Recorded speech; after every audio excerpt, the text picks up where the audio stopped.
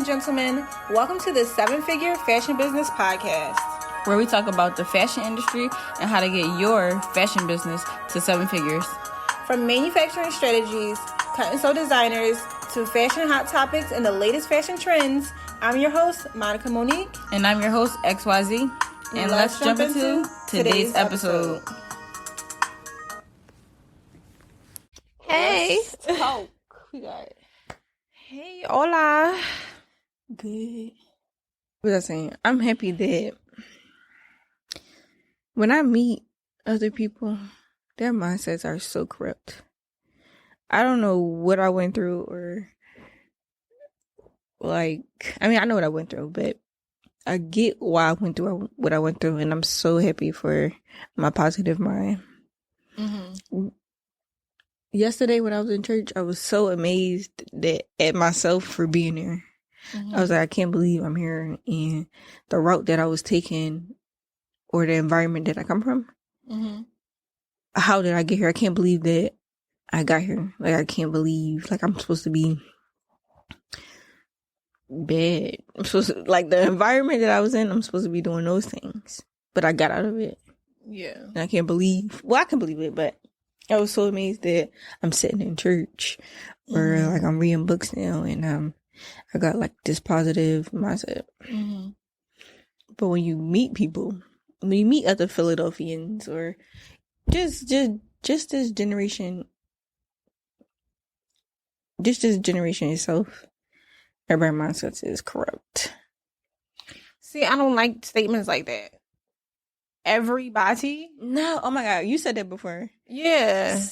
It's like saying all black people are drug dealers. Right. Or all white people are Karens. Like, no, there's not no broad brush that you can paint everybody with. No, or even everybody from Philadelphia or even everybody from West Philly. Like, every individual person is different. Just the people that you see or that you are around are crackheads. That don't mean that people around me are crackheads. The environment I don't know nobody that does crack. The environments that I've been in, the environments that I grew up in, these people, their mindsets are wrong. Yeah. And I'm thankful that I'm not there anymore. Yeah. I think for me, like, though my environment was not similar to yours, I'm still thankful that I'm not like the people who I grew up around. Because in a different way, I feel like they were all very, let me think about how to put this, like, very much get a job, work there for 30 years, retire. Yeah. Watch TV. Yeah. You know, like, get a good job, do a good thing for the environment. You know, my mom is a retired police sergeant. My dad is retired, worked at a computer company most of his life, you know. My grandma retired, aunt retired. Like, they all stuck with good companies for 30 plus years. They don't have a Social Security and a pension. I'm still glad that I wasn't like that. I didn't take that route. Right. I'm glad that I decided, I'm going to be different. I'm going to start my own business. I'm going to travel. Nobody in my family travels. Nobody has a passport. They're even afraid to get on, like, trains. Oh, wow. Like, some of them are afraid to drive. Some of them don't go 2 hours away. Meanwhile, I'm like, I'm about to take this 12-hour flight to India. Just look around. You know, like, so I'm glad that I am different in a lot of ways. I'm glad that I'm my own individual. Yeah. When this weekend I was getting help moving this mirror into my studio. And I'm not going to say who did it, but this person walked into my studio and was like, they just wanted to tag along because they wanted to see what my studio looked like. I guess what my studio looked like is the talk of the town. Okay. For people who don't have nothing else to talk about. I'm like, is it that deep? But this is like family that was like against me being an entrepreneur. Like, everybody wanted me to be a doctor and lawyer and, you know. Right. So when I got my studio, it was kind of like shady a little bit. But I guess I finally asked for help, and now they have access to come. Somebody walking in my studio was like, this small behind. And then, like, left. Like, didn't look for 2 seconds and left. Okay. And I was like, oh, she gonna go back and, like, gossip about, like, she gonna go tell her story the way she gonna go tell her story. Right. But in that moment was so happy for me, just having the mirror in my studio. Mm-hmm. And I stayed there for like 30 minutes and I just was happy, taking pictures. Yeah. Jumping up and down, like all over the mirror. Yeah. But something so small is so important to me. Mm-hmm. And I think that everybody is negative first, but when my brand take off, then like that's the family I come from. I come from non-believers. Right. You know, nobody in my family is successful. Mm-hmm. Everybody in my family take the same route. Everybody in my family work at a bar. Yeah. Or I'm not going to expose them more. Mm-hmm. But yes, no successful people. So I think that me tracing my entrepreneur dream is just so silly to them. Mm-hmm. And the fact that I'm keep trying and I'm not giving up. That's literally the DNA of somebody that makes it. Mm-hmm. It's somebody that just keeps trying. Mm-hmm. So, mm-hmm. But that was so interesting to me. But that was a happy moment, for me, just to have the mirror in there and be in there. Yeah. I look at it like this is a blessing. Mm-hmm. For one, how I found it. For two, the price. Mm-hmm. Yeah. I think it's like something you can't find. I got lucky with it. Yeah. And I just show gratitude. Yeah. And I know it's the beginning.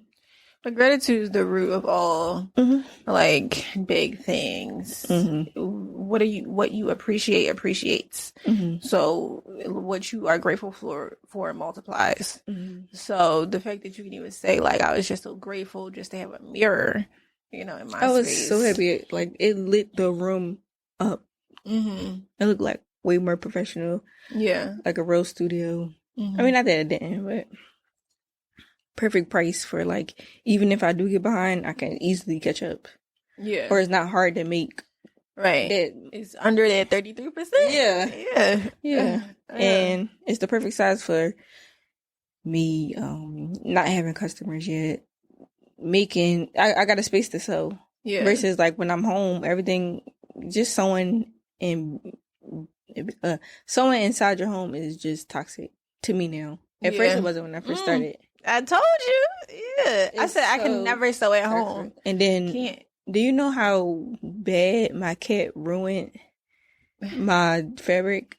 No. What did your cat do to your fabric? I think I'm like probably like $3,000. He set me back $3,000. He ruined the fabric. How? I'll tell you off camera. Okay. But before that, it was just little things like sewing at home was hurting. Yeah. Was hurting my brain. So I got a place to sew. It's not hard to keep up with, and it's a blessing. Yeah, for sure. It's a place to start generating money versus spending this amount of money on food and drinks and stuff that's not going to help me bring money in. Yeah, I was thinking like that business that I'm thinking about starting. Mm-hmm. I think I'm gonna start like an Instagram page for it and like do digital mock-ups of what it'll look like and start promoting like the spaces, and the materials and everything too, just to see if people interact with the post. Because I think remember that clip that we played on here? It was a girl like talking about how to launch your brand, and she was like, okay, your launch day was unsuccessful. Did you do this 3 months ahead of time? Did you start promoting? Did you show the process? Did you do this? Did you reach out to customers? Did you do all this stuff even before you had the launch day? If not, well, no wonder your launch day failed. So that's kind of like, okay, let me start that.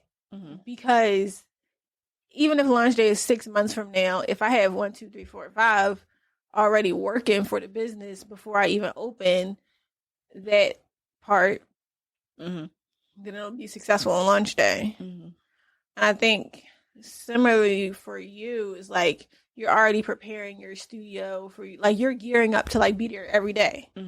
like you're slowly getting it set up, like putting in a mirror or bringing your fabrics over there and like setting up your spaces. Like, even though right now you don't have a huge customer base that's going to be going in there, you're setting up to be able to have that, like setting up the fitting room and all that stuff. Right. You're not recording the process, but who not? Well, I've seen no recordings of the process. I told you for the customer's perspective. Didn't I say? I know you told me you. I'm saying I haven't seen. I'm saying posting. Like, yeah. Posting? Oh, yeah. I'll post it later. Right, I know. I'll post it later, like when it's all, put together. I'm now at 9K subscribers on YouTube. Oh my goodness, isn't that crazy? That is crazy. You just gotta keep going. Just gotta keep going. And I'm just you consistent. You don't give up. You keep going. You just keep putting it out there, even if the post get 1 like. Right. Keep going. Yeah. I subscribe, so I get every time you post it come to my phone. Oh really? Mm-hmm. And I just be trying to do different stuff. Little clips of little things, or some old content from our Instagram, or some old video on my phone. It's really about like just being consistent and not caring about what I post. Like, I literally use YouTube as, I don't care, I'm just gonna post something. Yeah. Like, YouTube is kind of like a safe space. Safer space than Instagram and TikTok, because it is a safer space for me. That's what I started. That's what I'm feeling. Yeah. I was saying one more thing and I forgot. I wanted to mention how denim is having a moment. We were talking about this in between us recording an episode. There was that Coach? It was a Coach denim bag that came out that was really cute. I'm not a denim person, but I do love these new denim styles that are coming out. And maybe we'll do another episode on this, but Beyonce just mentioned, well, she has a song apparently called Levi's Jeans on her new album. That people are saying is going to bring back the Levi brand. But I think I'm excited to see where like these new denim trends go. I think denim is very boring and I don't like the feel of it. And as it just being jeans, it's pointless to me. But as I see people exploring with denim purses or denim knee-high boots or denim cowboy hats or denim, I do like denim jackets, but I want to see how people can explore with denim in different ways. I just don't like the jeans. I love jeans. I love denim. I don't like jeans. I love jeans. I want to get more jeans. When I was going through my closet and cleaning out my closet, I threw away a lot of jeans. And I was like, wow, I used to love these jeans. They always fit like cute. And it was kind of hard letting them go. I gave them to my little sister. Yeah. But denim is like one of my favorite fabrics, one of my favorite styles. The feeling on my skin for me, I would put on a pair of cozy tights or suede pants or even sweatpants over jeans. I cannot deal with the way it feels on my skin. I don't know. Maybe I need really, really, really expensive jeans, but to me, the texture of denim just does not interact well with my skin. I don't know. It's not it. Oh, that's what I wanted to say. What? Maybe you can crop this part out and put it. Lies, because I won't, but okay. So, back to the studio.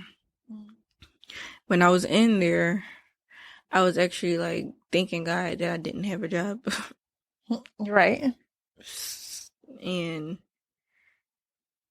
I just understand. I understand it all.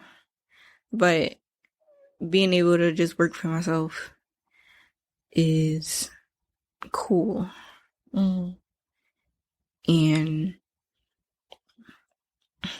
like old music would play and it would remind me of like when I was working at the bar. Like because in a bar you hear the same stuff over and over and over and over. Yeah. So now like songs like trigger that feeling of what I felt when I worked there. And I've been like happier like mentally. Yeah. Because I'm not in a social setting or like, being around other people is toxic. Sometimes. Yeah. In a work environment, especially in a hostile work environment. Right, in a hostile where they really don't care about who they hire. And I was like, okay.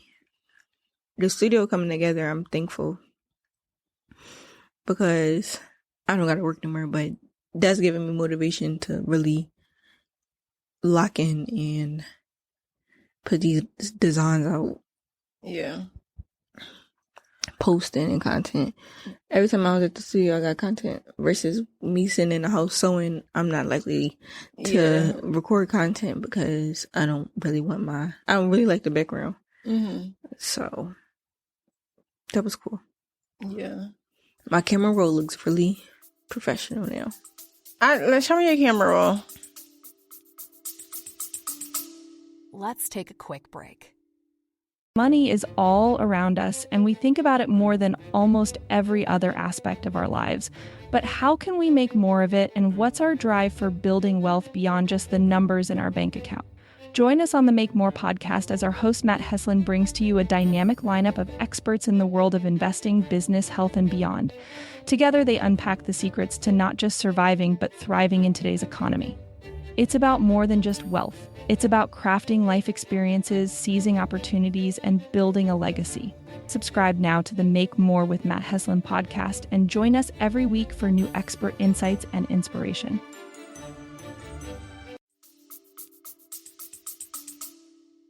Hopefully there's no porn. Ew. That is the devil. That is a demon. But you hiding it, trying to see what's in there first, though. I have to see. You gotta delete this porn. I don't have porn. I can't see from this far away. You have to hear it. Church. Content from the studio. Let me Content see. from the studio. I can't see from here. Content from the studio. Come here, like looks really professional. Okay, let me. I can't. Let me scroll up and then tell you where to scroll down from. Okay, you can scroll down from here. Scroll down. Okay.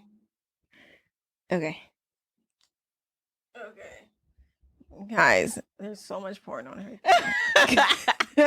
Porn is demons. We do not want to interact with demons. No, let's looking at that one. Yeah. Why is this mannequin so short next to this one? Did I leave the poll at? No. Okay, so I must have. Isn't it on a pole? It's on a pole. I lost the poll that lifted. There was a second pole? Yeah. Oh. I must have lost it in the like transition. Either I left or maybe it's in your basement in the garage. Maybe it's in the garage, or maybe it's in. What's this? A dress that you made? No, the dress that's too big. Too big. That you're bringing in? Yeah.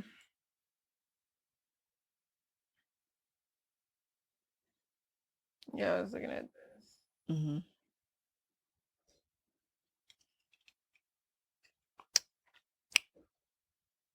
Yeah, this is why is it so short? Maybe you can put something under it. Yeah, I'm gonna put something under it, and I'm gonna have to go through. I have more totes, or I'm gonna have to go through my fabric at the studio. Because it is a big tote with all this fabric in there. I didn't organize yet. So maybe it's in there. But I said, did I lose? The little pole? Mm-hmm. It's probably somewhere in your apartment. Mm-hmm. But yeah, I think I'm excited about new space. Yeah, new space. New spaces to create. Yeah. I'm excited about that. I think that's what age 27 taught me. Like reflecting back on everything, how age 27 went. I think God was just like I was losing a lot. Like he told me to walk away from like a lot of situations. So I think that 27 was about letting go and 28 is about new spaces. Okay. Yeah. The age. For me, not the age in general. Like, that's what I learned. Oh, yeah. I know you mean for you. Okay. Like, not for everybody who is 27. No, I know you mean for you specifically. No, I was just trying to think about, like, the age of 33, but I just don't even know. I don't really think in, like, age years, I guess. But my year is my year, so it's really January, December. So, so I really just think, okay, 2024. Because the year is the whole year, since my birthday is in January. So, how was the year 28 for you? I'm trying to think about I met you year. at 28. You met me at 28. Let me think. Right? Maybe. So now I'm you. Now you're me? I'm you. I'm you right now. I think when we first met. Right. So I think when I was 28, I stuff from your perspective was settled into my business because I had opened my store when I was 25. Mm-hmm. And I think 25, 26, 27 was struggling, trying to get used to having a business, trying to see what my customers wanted and liked from years blessed.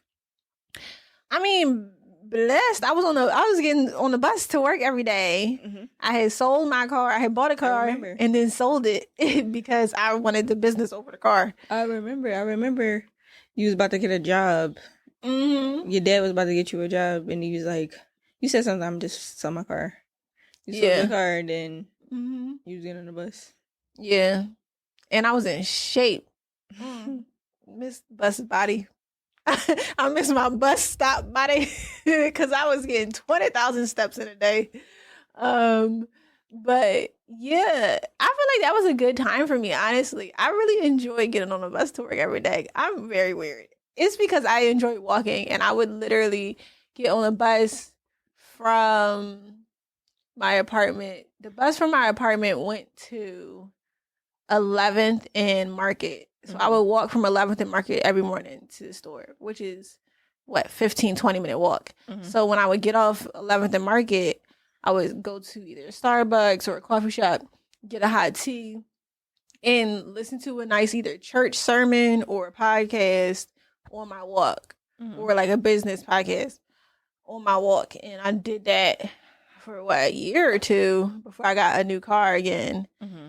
And yeah, I mean, I feel like I learned a lot just from. That's what made me start listening to podcasts in my car. When I got my next car, I never turned on the radio again. Mm-hmm. The radio is toxic. Never turned on the radio again after that. I was like, okay, I need to be learning during this time. And I think 28 was. I think 27 was a year of surrender for me. Oh my goodness! I was like, I don't care if I am not successful at this store. I don't care if I'm not successful in business or romance or anything. Whatever happens, happens. I'm just going to keep pushing myself every day to keep trying. If it fails, it fails. I'm still going to try every day. Mm-hmm. And whatever happens, happens. And then by the time I was 28, I started making money on top of money on top of money. Just because as I was still trying different things, I was actually seeing things that was working, and I started to do more of that. Mm-hmm. And then as that worked, I'm like, oh, okay. So customers like when I do this. They like when I set up like this, or they like when my store window looks like this, or they stop in when I do this, or when my door is cracked open, or da-da-da-da. When I put the rack outside, they shop for my. So I think it was a lot of me just learning, okay, learn from your mistakes, Yeah. Just that didn't work. Don't do that again. Yeah. This is kind of working. See what about this is working and do more of that. So it was more of me paying attention. Yeah. And then 2018 and 2019 were the years where I was really settled in, cool, got it. I'm a capitalize off of these custom dresses and gowns. Yeah. I'm a hone in on my style. I'm a really master hand sewing, beading, and rhinestones, and really layering materials and fabrics in a certain way. And then 2020 happened. That was just 2020. You still was going. I still was going, but again, I surrendered. I was like, okay, if my business fails again, because literally my whole business is events and proms and weddings. And when all proms and weddings are canceled, I'm like, well, I'm gonna just start working on face masks, giving them away for charity, whatever. And then as that worked, I'm like, oh, people want to buy these. And then, oh, the pandemic is not going to end in 2 weeks. That's great. That's great. So refocus. But I think 2020 was when I really gave up. I was like, oh yeah, I'm not trying. I feel like I was trying before that. But once 2020 came, I was like, yeah, I'm done. Yeah. For like a year, I was like, yeah, I have to find something else. I'm not sewing no more. Mm-hmm. And then working at the shop, doing that face mask with you. Mm-hmm. And I had to be to work early at like 9 a.m. Mm-hmm. Did you have me coming in at 9 a.m.? Mm-hmm. You had me coming in early, but if I didn't have to work, I was sleeping all day. Just for fun? Yeah. Yeah. And then being back in that environment, I was like, oh, wow. I love this. Yeah. So after, thank God, like, you needed my help. Yeah.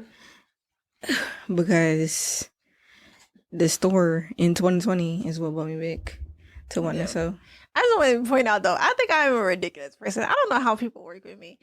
I think, like, I remember during that time, I had my sister and my mom working as well because clearly nobody could come in because everybody was afraid of getting this disease from everybody or whatever.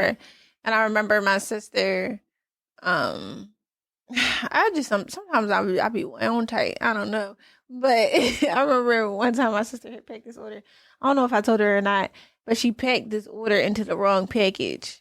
Like, this person had ordered a 10-piece kids face mask pack. So remember how we had like kid packs where like the different cotton prints and stuff for the kids, and then she put like 3 adult ones, like let's say it was like the money print adult size face mask in the order that was supposed to go to this mom who needed face masks for her kids so they could go back to daycare or whatever.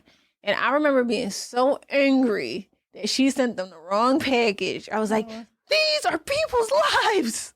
Okay, these kids need their face masks. They're trying to survive. We're all gonna die, and you're messing up their order. Like, I'd be so wound tight. Like, why didn't I just calm down? Like, cause I think at the time I was making so many masks every single day. I was making like 400 face masks a day. Yes, I remember. And I treated every order like I was a doctor. Like I was saving their lives. Like, this little piece of fabric is helping these people in this tragic time. And the fact that you are not even paying attention to who's getting what when packing these orders, I can't have you in my business. This is life or death. And yeah, she never wanted to work with me again. Oh my God. I can see it. But like, that's really how I am though. Even with prom sometimes, I'm like, you can't leave a pin in this dress because if it stabs them and they bleed, now I get sued for $500 million. Like, calm down. No. But it be serious though. No. I think you should be more mean. I'll be serious though. That's really how I feel. Like, if you don't sew this properly and the zipper rips during prom, that's the end of this girl's night. And she's gonna have to go home with her butt open. And like, so I take every little thing seriously. But sometimes me to myself, I'm like, okay, no, don't feel like it. Should you calm down? Is it this deep? But really, for them, it is. It is. But I'll be like, I don't know how people can work with me because I'll be serious about these orders. I don't know. You looking like, yep, that's what it's like. No, you don't bother me. I don't bother you? But I feel like I'd be in my own little world anyways. Yeah. I black out everything anyways. You black out everything. Every time you put a pin in a different part of the mannequin other than the neck, I'd be like, so the reason why we don't put pins throughout the mannequin I still do that. is because You did that every once in a while. Bernice. Oh, you did that. You said that to her. I said that to her. And she was the one that was like, oh, so you're really particular like about that. Oh, really? Yeah. Yeah, I'm really particular. I'd be like, so the reason why we put the pins only in the neck is because if it gets caught on a dress that I'm putting on the mannequin and rips a hole in a $1,000 plus dress that I just made, and I have to cut a whole new pattern piece, seam rip this whole dress and put it back together just because a pin was in the wrong place, is very important. And then a week later or a day later, a pin will be in a different part, and I will say that exact story over again, the same exact way, and then that person will be annoyed, like, oh, she just told me this. Yeah. I must have forgot. And if they do it a third time, I still say it the exact same way. Yeah. I think that when like your business get real big, what am I trying to say?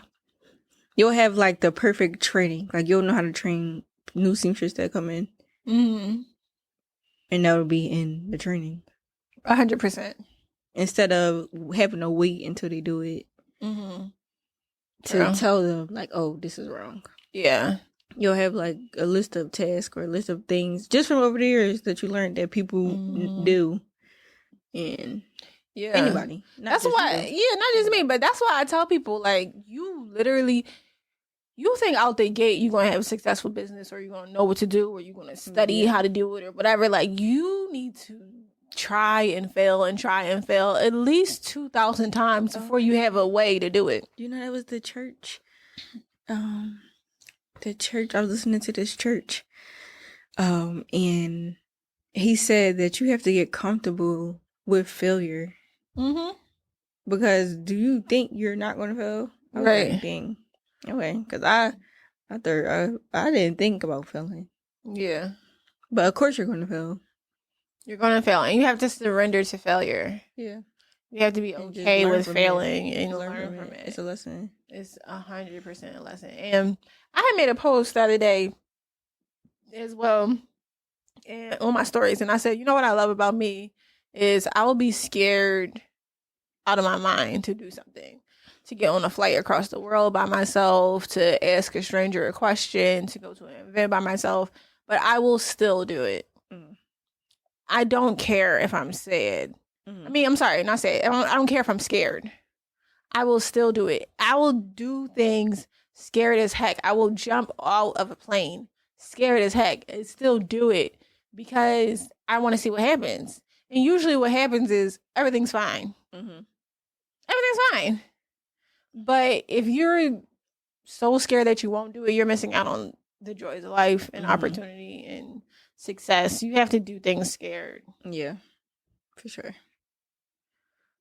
Is that the end of our episode? Yeah, for sure.